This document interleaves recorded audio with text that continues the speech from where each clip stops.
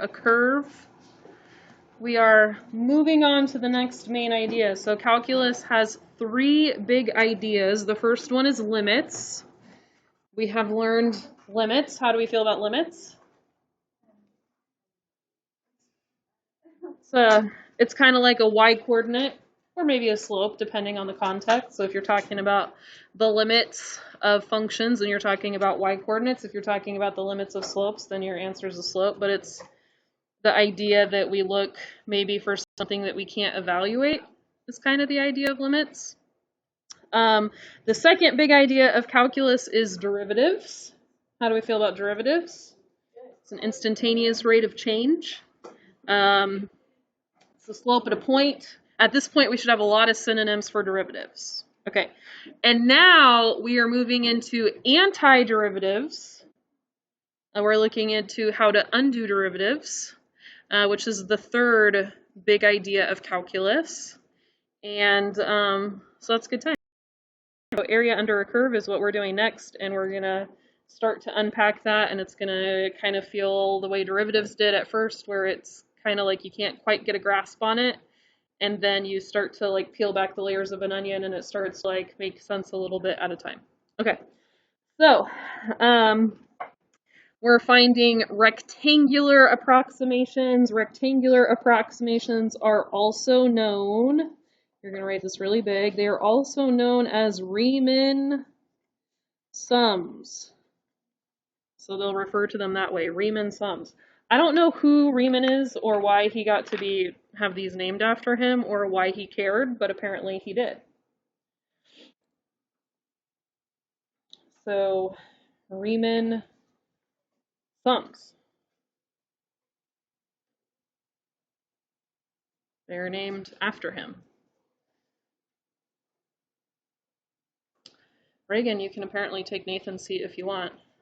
I have no idea if he's coming to join us or if he's dropped the class or yeah. No. I don't know if I should roll into the cafeteria and ask him or be like, so what's up? Shall we have an awkward conversation? Nathan, tell us what's happening. Okay. Nathaniel, we want to know. So we have three ways we can do this. We can do left endpoint, we can do right endpoint, we can do midpoint. Different people like different ones for different reasons. Midpoint, I don't like to calculate those. Those are not my favorite because you have to find the middle, but then some people like them more because they're more accurate, right? A midpoint feels a little bit more accurate. But I don't like them because they're not fun to calculate. So I'm like, I don't care about accuracy. Give me one that's more fun to calculate because then it's easier on me. I don't know. And then later we start doing trapezoidal sums, and some people are like, trapezoids, ew, no. But I like trapezoids because they're easier to calculate, kind of like the way a left or a right midpoint would be, but then they're more accurate like the midpoint ones are.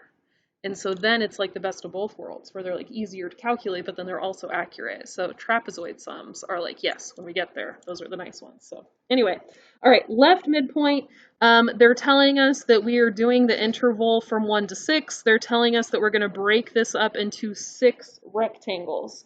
So what we're doing is we're going to go from 1 to 3. So from 1 to 3. When we do left endpoints, the way that we make the rectangle is we start on the left side. That's how we make the rectangle. So before we start drawing our rectangles, we need to figure out how wide they're going to be. So I'm going to say the change in x is going to be 3 minus 1. So that comes from my interval, 3 minus 1, divided by 6. So just a little reminder there, I think this was in the notes last night, but the formula is for change in x.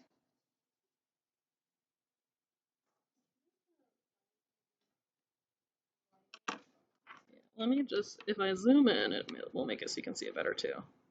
There we go. Is that better? Yeah. Okay. So change in x is b minus a, so that's from the interval. The interval is 1 to 3, so that's from a to b. B minus a over n. That's what this is. That helps you figure out what your change in x is, and your change in x is going to give you like how wide your rectangle is, okay? So 3 minus 1, b minus a over n is going to be what? 1/3, okay? So for our rectangles, if we want 6 of them, it makes sense that if we have 2 whole numbers and we're dividing it by 6, that each of the rectangles should be 1/3, right? So I'm just gonna kind of lightly do my best to sketch like 1/3 up here.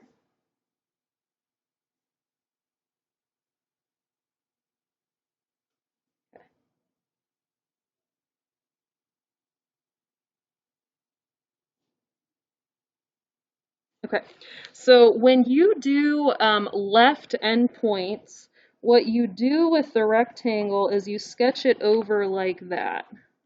There's my left endpoint rectangle. Now, this is going to be an overestimate for the area. Does everyone see how that would be true? An overestimate.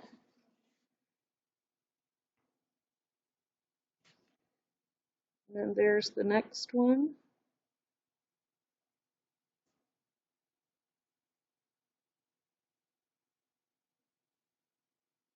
And there's the next one.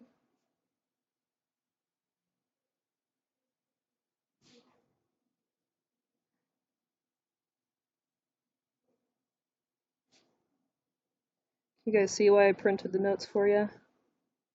It's like they do not need to have to handwrite these on something. We can print these today. Okay. So then when we find the area under this curve, this is the area we're going to find.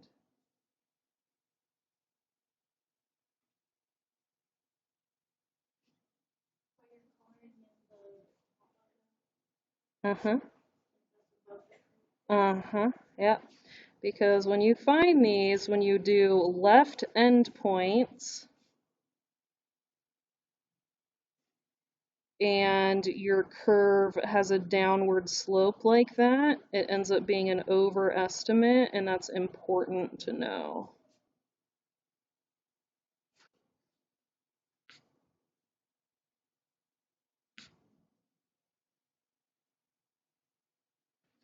Okay? So it's something that's going to be a little bit intuitive for us. We'll be able to think about it. We'll be like, oh, our curve was decreasing. We had a left endpoint for our Riemann sum, or for our rectangular approximation. Therefore, our approximation was an overestimate. And you don't have to intuitively explain it to anyone. Mathematicians would go, yep, that makes sense. Yep, if you had a left endpoint and a decreasing function, overestimate makes sense. Because they all kind of understand that vocabulary and they can picture it the same way you can. And they would say, yeah, overestimate sounds about right. Okay? All right, let's try the next one. So change in x would be b minus a, so 4 minus 1 divided by 4. So n equals 4. So we're going from 1 to 4. Okay. And so how wide do each of these have to be? 3/4. Yeah, 3/4.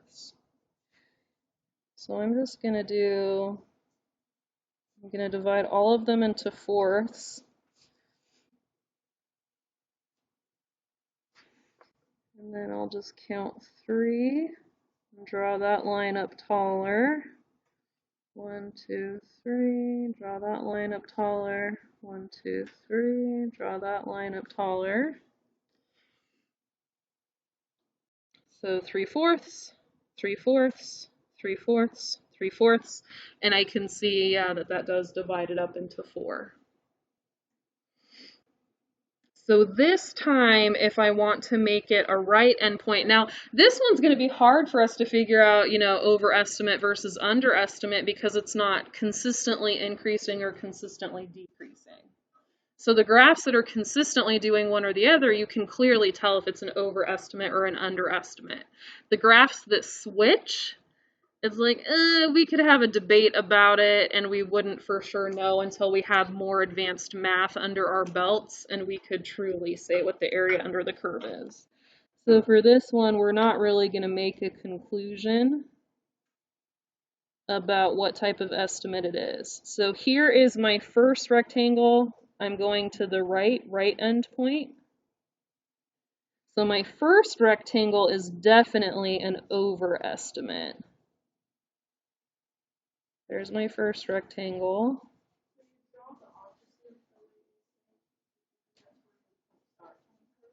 So for this one, it says a right endpoint. So if this was my rectangle, I have to draw the right side of the rectangle hitting the curve. If it was a left endpoint, I draw the left side of my rectangle hitting the curve. So here's my next rectangle. I'm going to draw the right side up. I'm going to have the right side hit the curve. Now for this one, my second rectangle is an underestimate. Everyone see that? There's my second rectangle. Where it hit the curve is an underestimate. That's just because this curve happens to go up and down. It increases and it decreases, so it does both. Okay, here's my third one. That's where it hits it on the right side. There's another underestimate.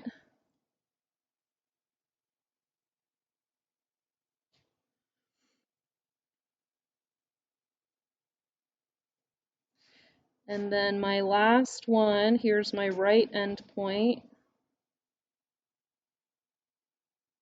And that's an overestimate.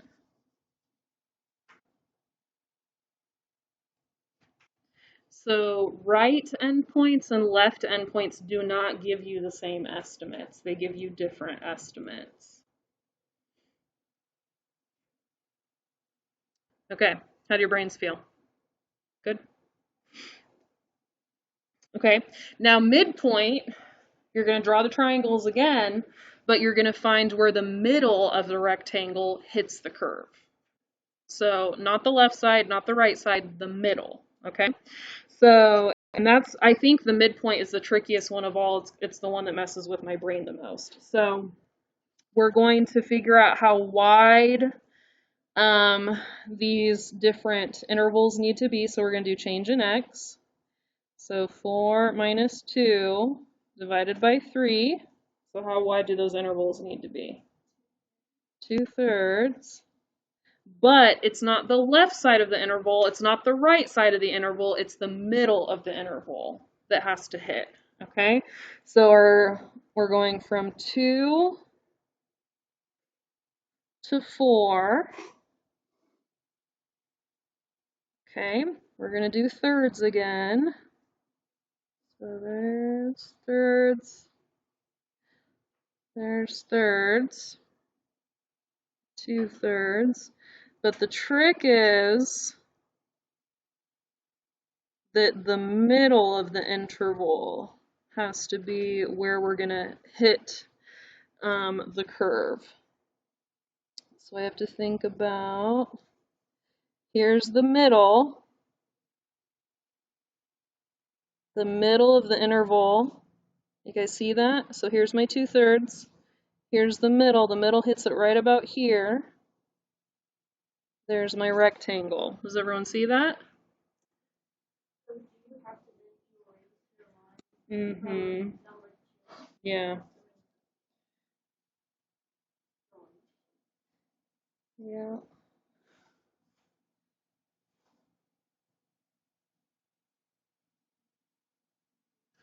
So you can see the interesting thing about the midpoint is it's like a little bit of an overestimate and a little bit of an underestimate at the same time, which is what makes it so you can tell like, oh, this is probably the best estimate, is because it does both. Okay, so this one hits the middle right there. That's where it hits the line.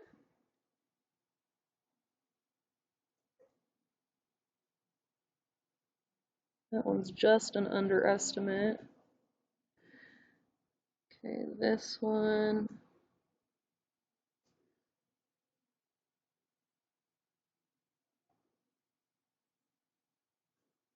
There it is right there.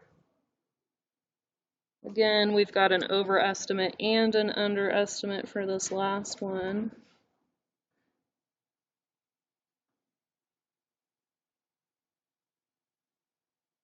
There we go. Okay.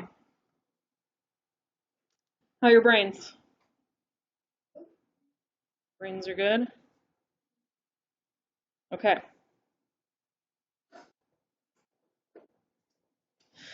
All right, so now what we're going to do is we're going to do this next one where not only do we draw on the picture, but we actually figure out what the area is of each of those rectangle shapes, because we do have a function for that curve. We know that the curve is cos x, so we actually have a value that we can plug in to find the area of each of those rectangles so that we can calculate the area underneath the curve. Okay, so it says that cos x is the curve. It says the interval we're doing is from 0 to pi halves.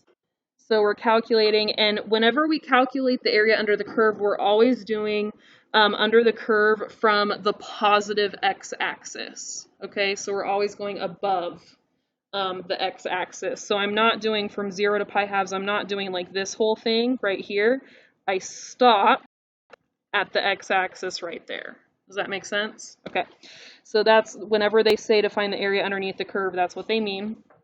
Find the area using midpoints and 4 subintervals. Okay, so we're going to first calculate change in x, which is going to be b minus a, and it's going to be 4 subintervals.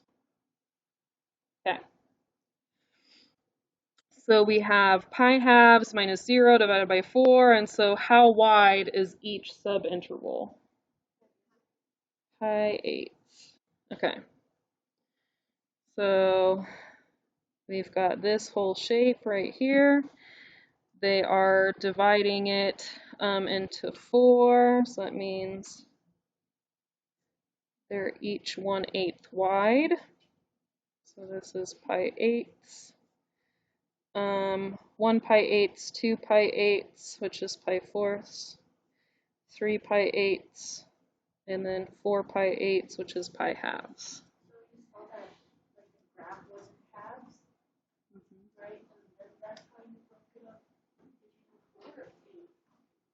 So it says to take the half and divide it into 4. And so I guess I just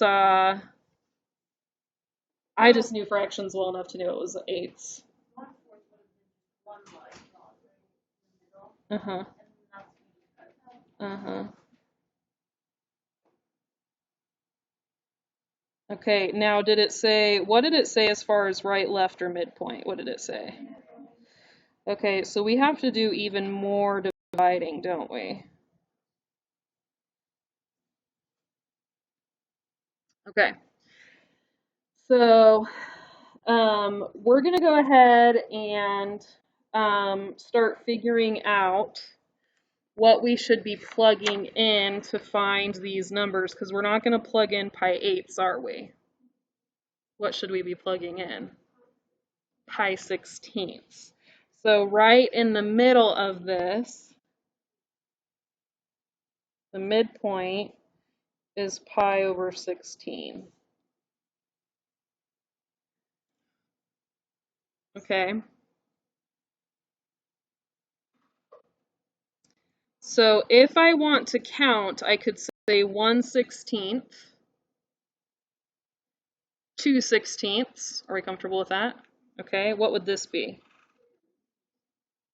Okay. And then that would be 4/16. Are we comfortable with that? Pi 4ths is the same as 4/16. Okay. And then this would be 5/16. Does that make sense? Okay. And then this is 6/16. And then what's the next one? 7/16.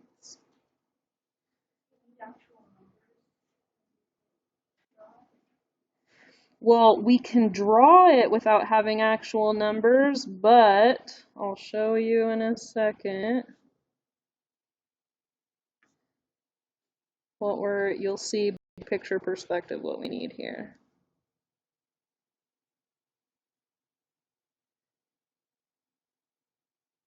Okay.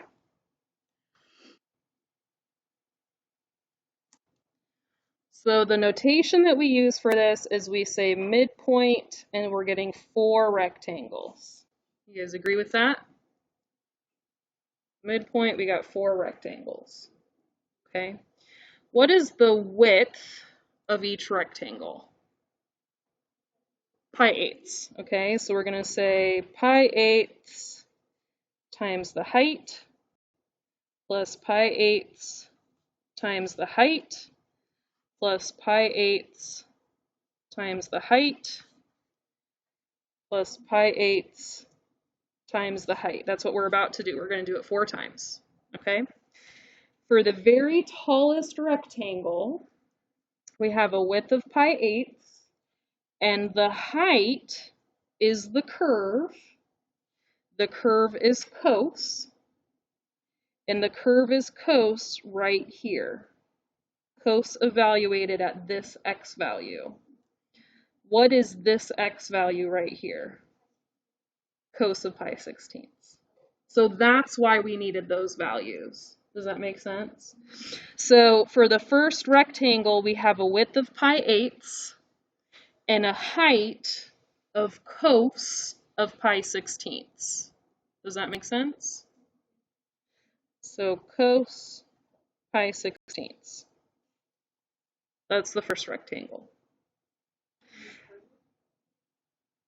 Not squared. Because the function is just cos. Oh, that was type of function.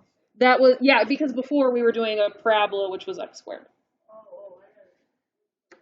Yeah, so this one is just cos x, so we're just doing cos x. So the next one is a width of pi-eighths and a height of cos x, and that cos x is being evaluated at 3 pi/16. So this is cos 3 pi/16.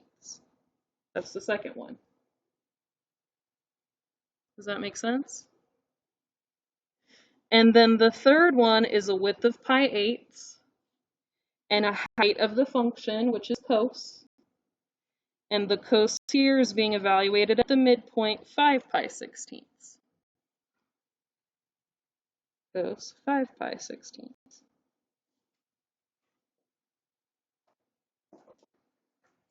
And then the last one, pi-eighths, cos 7 pi/16.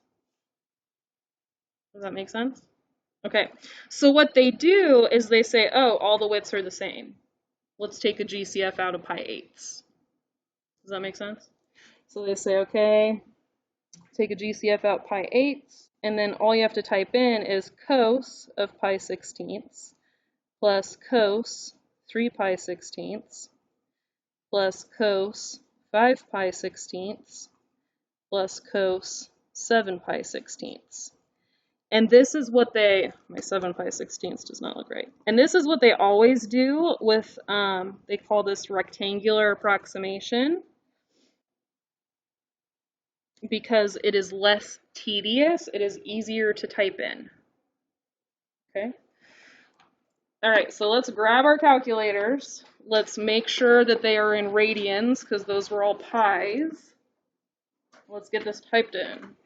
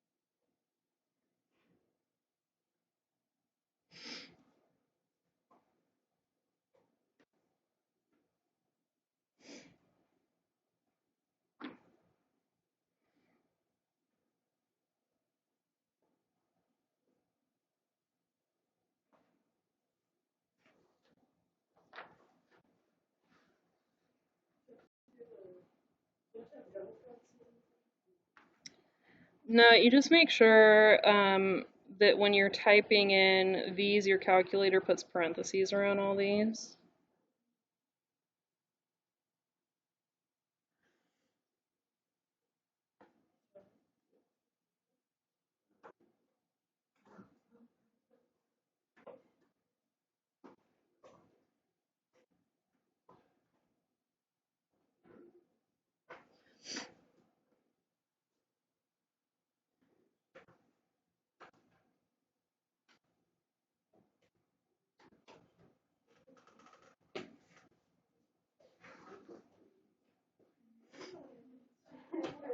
And what do you guys get? Got the same? 1.006? Yep, 1.006. And it's okay. So if you're confused because you're like, that doesn't look like a whole box, but it's a whole box, just remember that pi halves is not 1, it's 1.5, 1.57. So 1.006 is a logical answer. Okay? All right. So this number is 1.571. And so this is like half of 1.5 boxes-ish. So it kind of makes sense, yeah. So this is an approximate guess, 1.006 for the boxes. It seems like a pretty logical answer now that we consider it. Okay, so we're going to go ahead and write this in that formal notation that we learned about in the video from last night. So I'm going to go back up here to where we said delta x. So delta x, when you're doing the formal notation, you just have b minus a, and we just do over n instead of over whatever the number of subintervals you have is.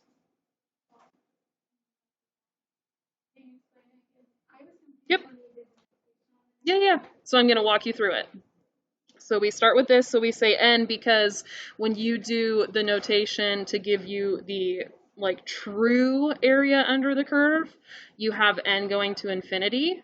You want infinitely many rectangles because that's more accurate. So the thinner you can make your rectangles, the less little pieces you have sticking out as overestimates and underestimates, right? So if we had the patience to do 20 rectangles, then our estimate would be more accurate.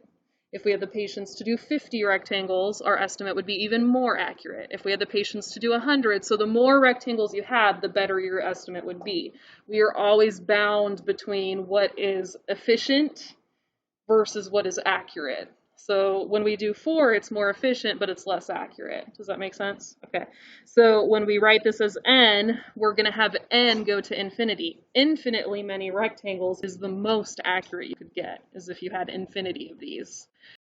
But that would mean we were sitting here for our whole lives calculating one math problem, which is like somebody's literal version of hell. So we're not going to do that. Okay, so this is part of the formula. So if we simplify this, this would be pi halves over n, which we know we can just bump the 2 to the bottom. This would be pi over 2n. So this is what we're going to use in our formula when we say, oh, if we did this infinitely many times. So not just 4 times, but infinitely many times. Okay, so we're going to use that. Okay. Now when they say, oh, I'm plugging in xi, this is kind of like y equals mx plus b. That's how I always think of it. So they say delta x, that's kind of like m. Kind of, I don't know. This part I kind of memorize.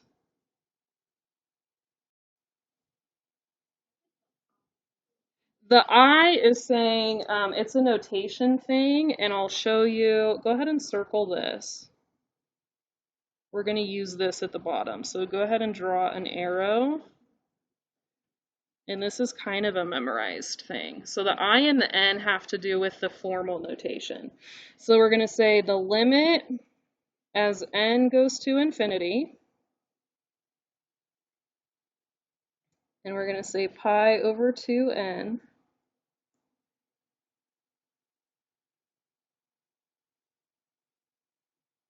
and they're saying I is 1 to n. So they're saying that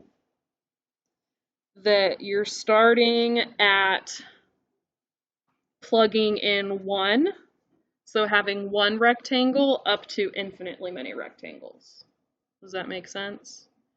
So you could have 1 area, 2, 3, 4, just getting better and better and better approximations. Then you say what your function is. So this part right here is what your function was. Our function was cos x, but you don't write x, you take the x out and you replace the x with the delta x, which we solved. It was x over 2n, or it was the pi over 2n. That goes in right here. So pi over 2n and then I plus a. And RA was 0. So it's kind of like a formula.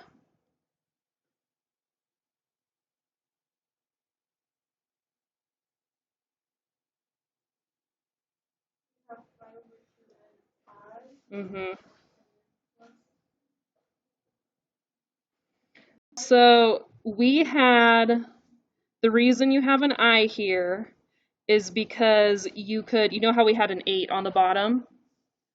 So that came from 4, right? So we had n equals 4. They're just saying that you could have 4 subintervals, but you could also have 6 subintervals. You could also have 12 subintervals. You could also have 27 subintervals. That's going to impact what you're plugging in for cos, right? Because we plugged in a number for cos. We evaluated cos. That was the height of our rectangles. The height of your rectangles are going to be dependent on how many rectangles you have. Does that make sense? That's what this notation is getting at. Is like the number of subintervals that you have is going to impact the height that you end up plugging in. So it's getting at this idea that we figured out, oh, we had 4 subintervals, then we used that number 4 subintervals to figure out this was the height of the first one, this was the height of the second one, this was the height of the third one, this was the height of the fourth one. The width of our subintervals was directly related to the height that they ended up being. That's kind of the idea of that I being there and the n being there, that there's a relationship between the two. That the width of the rectangles is related to the height of the rectangles, and that's kind of related to the function. Does that kind of make sense? So as you write this repeatedly, it's formulaic. It's the same over and over and over again. So I'd say I will keep explaining it, and then the more I explain it, I think it's hard to grasp it all at once because it's a big new thing and it's scary notation. Understand it as much as you can with each problem. As I keep explaining it, I think it will in layers make more sense. Does that sound reasonable? Okay, so I will keep explaining it as many times as you need me to explain it. I will keep explaining it, okay? Because I see the kind of like panicky looks on your faces. Okay. Did this make sense as we found the area under the curve? That was reasonable? Okay. This. And then this is a shorthand notation for what we did, because otherwise you have to like write this whole thing out. This is the limit.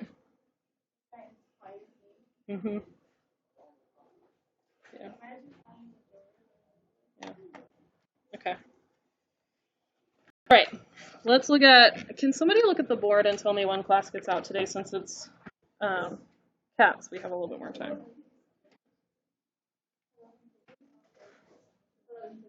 11:50. Okay.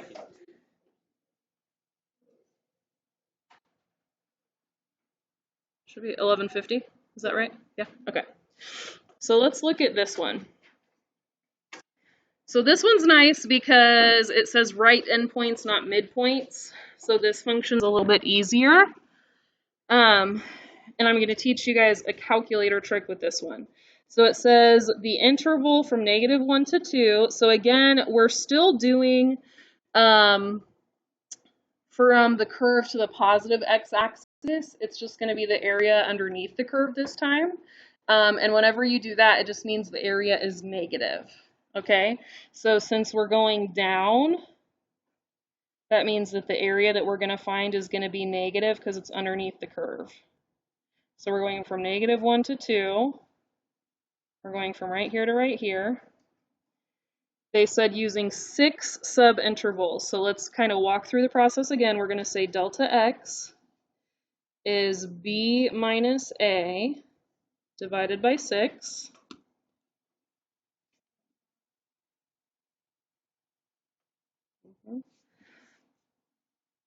So that's 3 over 6, so that's 1/2.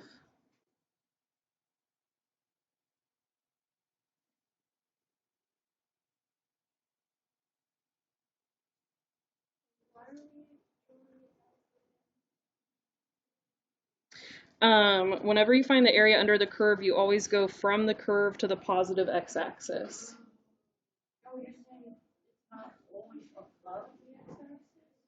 It's the x-axis. So if the curve is above the x-axis, then the area is positive. If the curve is underneath the x-axis, then the area is negative. So if we found the area right here, this area would be positive. But they're asking us from -1 to 2, and from -1 to 2, that part of the curve is underneath. And I keep saying positive x-axis, but that's just on the right side. That doesn't make sense. So I'm just saying to the x-axis. That's all I mean. Okay, so they said that we're doing right endpoints. So the way that I always do this, here's how I always think of it, is I kind of write out, in my head, I think of my whole number line. So we've got like -1, and then everything is 1/2 apart, right? So negative 0.5, then we got 0, then we got 0.5, then 1, then 1.5, then 2, right? Those are all our numbers. Does that make sense if we're thinking of everything as being half apart from each other? So since they told us to use right endpoints, I'm skipping the one on the left. That one doesn't get used. Does that make sense? If they said to use left endpoints, then I would skip the one on the right. So the midpoints ones are tricky because you have to actually know how wide your intervals are and then figure out what all the midpoints are. The left endpoints and the right endpoints are nice because if you can just figure out what all of the endpoints are, you just skip the one on the wrong end. So the wrong end is the left, so we're going to skip the very left side, okay? Because we're using right endpoints. So tell me, how wide are these intervals? They're halves, okay? So our rectangles are going to be 1/2 times, and then the first one, here's our first one. The height is going to be f of -0.5.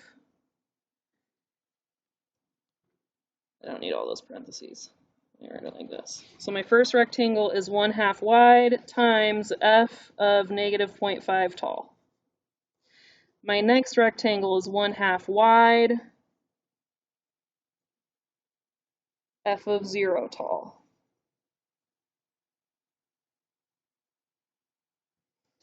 My next one is 1/2 wide,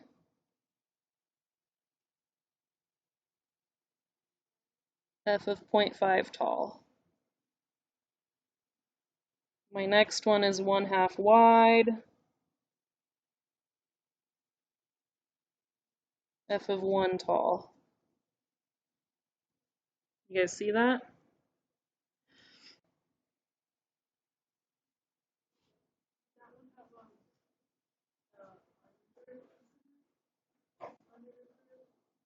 Usually when the curves go back and forth like this, we don't say which one it is. Well, I mean, like, is it part of the rectangle in the second half of the first? Is that under or under? So this one is an underestimate. The one on the right. This one's an overestimate. Right here is an overestimate. This one goes over. Oh, I mean like the bottom left side. Like when you did like because it's a right endpoint, it would be more colored under that curve in that rectangle, then it would be missing some of the bottom. This one right here, I colored extra, so it's an overestimate. It'd be extra negative. It's still an extra, it's an overestimate of the area. Does that make sense? It's giving it more area than it has.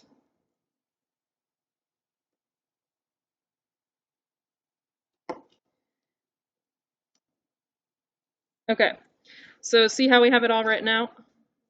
Okay, so I'm going to shorthand it by saying 1/2 f of negative 0.5 plus f of 0 plus f of 0.5 plus f of 1 plus f of 1.5 plus f of 2. Is everyone comfortable with that?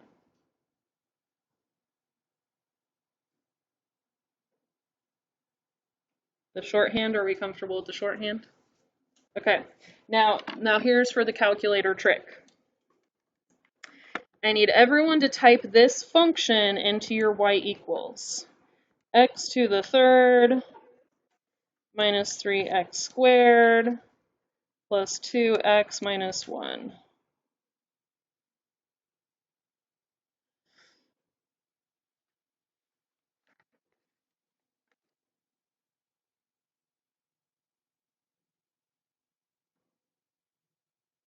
And then once you have it typed in,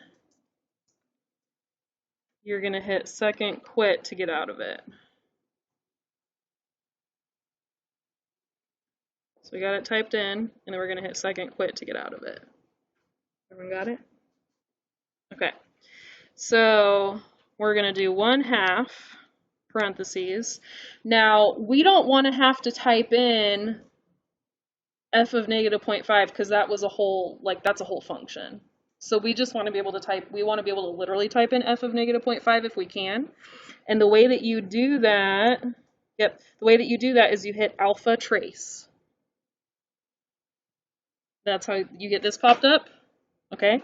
And we're going to do y1 of negative 0.5 plus alpha trace y1 of 0 plus alpha trace y1 of 0.5 plus alpha trace y1 of 1 plus alpha trace y1 of 1.5 plus alpha trace y1 of 1.5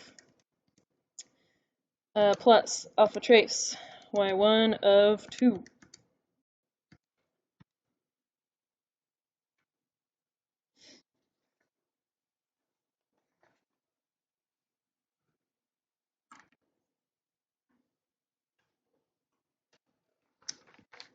I just got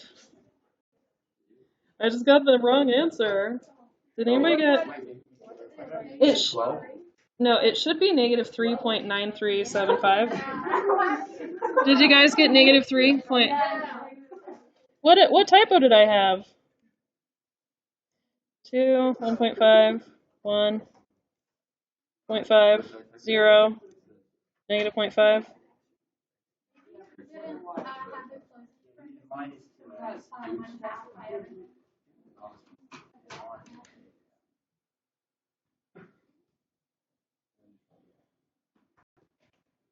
What did I miss?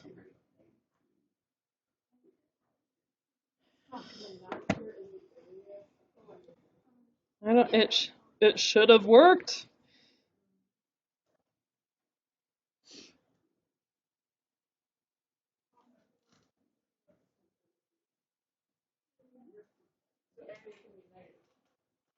This area is negative. So the way that the area works is if it's above the x-axis, it's positive. If it's below the x-axis, it's negative.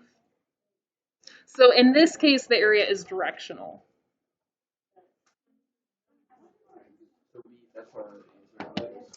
Yeah, I'm trying to figure out where my typo is.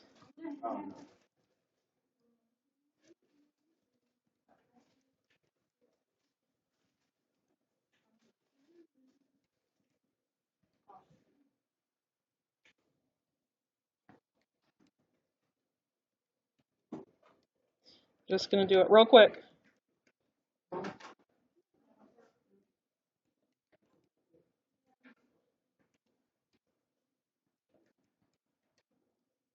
I swear I typed in the same thing. Okay, I just got the answer right. All right, so let's go ahead and let's write the formal notation. Are you guys ready? Okay, so delta x is b minus a divided by n. So what does that give us?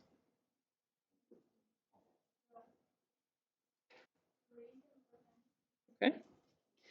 So then we have delta x times I plus a. So we're going to say 3 over n times I plus, what's our a value? -1. Oh, so we're going to write -1. The a value is the beginning of the interval. It's from a to b.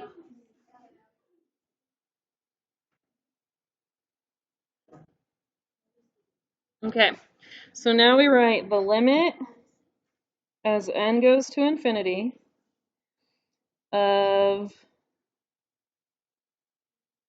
3 over n, and then we have sigma I equals 1 to n, and then this is where we write the function. And we replace all the x's with this. All the x's get replaced with that.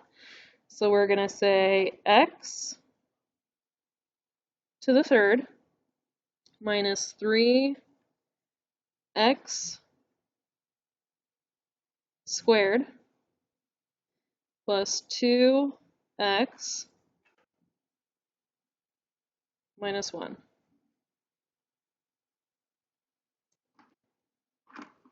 That's it.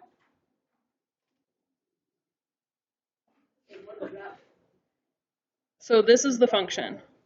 X to the third minus 3x squared plus 2x minus 1. This is what we just plugged everything into. So this is the shorthand version of what we just did. This is the exact one. Yeah, so we're saying if you did this infinitely many times and you wanted the perfect area under the curve, this is how you would find it. Yes, that is what we're working towards. This second half of this calculus BC, this end of calculus AB. Yes.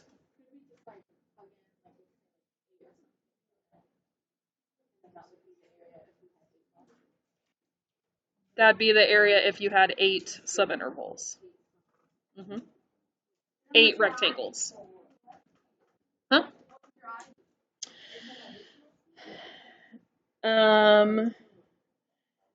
So I is just saying you're starting from, I is if you're starting at 1 and going to 8.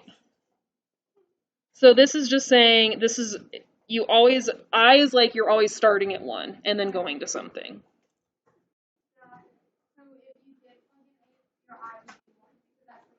Yeah, you always start at 1. Okay. So here's what I want you guys to do for